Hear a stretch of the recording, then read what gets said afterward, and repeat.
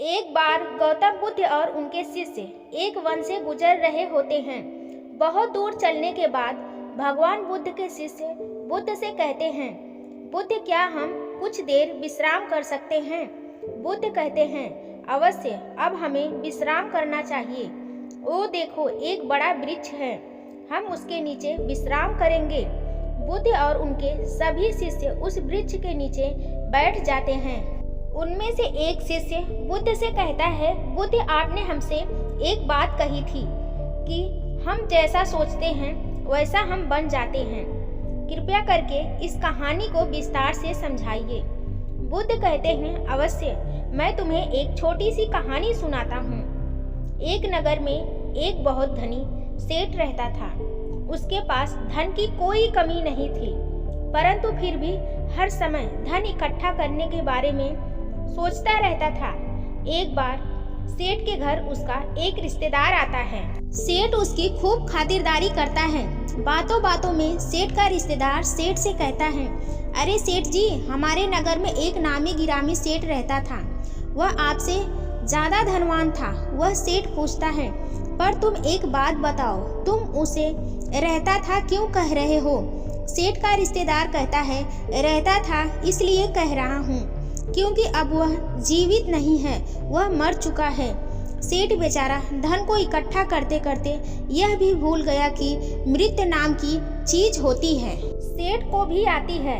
सेठ उस व्यक्ति से पूछता है कि क्यों, क्या कारण हुआ जिससे उसकी मृत्यु हो गई। सेठ का रिश्तेदार कहता है, कारण तो कुछ न था, अचानक ही उसका बुलावा आ गया और उसको जाना पड़ा। सेठ कहता है, अरे ऐसे कैसे बुलावा आ गया? उसे कोई बीमारी रही होगी। वह व्यक्ति कहता है, नहीं, उसे कोई बीमारी नहीं थी, वह तो अचानक ही मृत्यु को प्राप्त हो गया। सेठ अपने रिश्तेदार की बात सुनकर हैरान रह जाता है, क्योंकि सेठ अभी जवान है, वह अभी मरना नहीं चाहता है। अगले दिन वह रिश्तेदार अपने घर चला जाता है, परंतु सेठ को एक बहुत बड़ी समस्या दे जाता है कि सेठ को भी मृत्यु आ सकती है। सेठ जैसे पहले धन के बारे में सोचता था, अब केवल मृत्यु के बारे में सोचने लगता है कि मुझे मृत्यु ना आ जाए, क्योंकि अब तक वह सोचता था कि मृत्यु बुढ़ापे में आती है या किसी बीमारी के कारण आती है। समय बीतता है, सेठ बहुत कमजोर होने लगता है, क्योंकि वह अब सही से ना खाता और ना ही पीता है, केवल मृत्यु के बारे में सोचता है। उसकी जीवा पर केवल एक ही कथन रहता, कहीं मेरी मृत्यु ना हो जाए, और वह बीमार हो जाता। उसकी ऐसी स्थिति हो जाती मानो कभी प्राण निकल जाए। सभी लोग उस सेठ की ऐसी हालत देखकर बड़े आश्चर्यचकित होते, क्योंकि उन्होंने देखा था वह सेठ हमेशा खुश रहता था, उसके पास धन की कोई कमी नहीं थी। पर अब इसको क्या हुआ? अब सेठ कहीं आता जाता नहीं था, केवल एक जगह लेटा रहता था। उस सेठ की हालत देखकर उस सेठ का एक मित्र एक सन्यासी को उस सेठ के पास लाता है और कहता है, सुनो, यह बहुत प्रसिद्ध सन्यासी हैं, तुम अपनी समस्या इन्हें बताओ, यह जरूर उसका समाधान बताएंगे। वह सन्यासी उस सेठ से पूछते हैं, क्या हुआ? मैं तुम्हें पहले भी देखा हूँ, परंतु तुम इतने कमजोर कैसे हो गए हो? कौन सी चिंता तुम्हें खाई जा रही है? सन्यासी की बात सुनकर वह सेठ सन्यासी से कहता है, मैं मृत्यु को प्राप्त नहीं होना चाहता हूँ, कहीं मुझे मृत्यु ना आ जाए। सेठ की बात सुनकर वह सन्यासी मुस्कुराकर बोले, अच्छा, तुम्हें मृत्यु का भय है? वह सेठ कहता है, हाँ, मेरे पास इतना सारा धन है, इसका उपयोग कौन करेगा? मुझे मृत्यु को प्राप्त नहीं होना है, मुझे जीना है। वह संत कहते हैं, तुम्हारी इस समस्या का समाधान मैं अभी निकालता हूँ।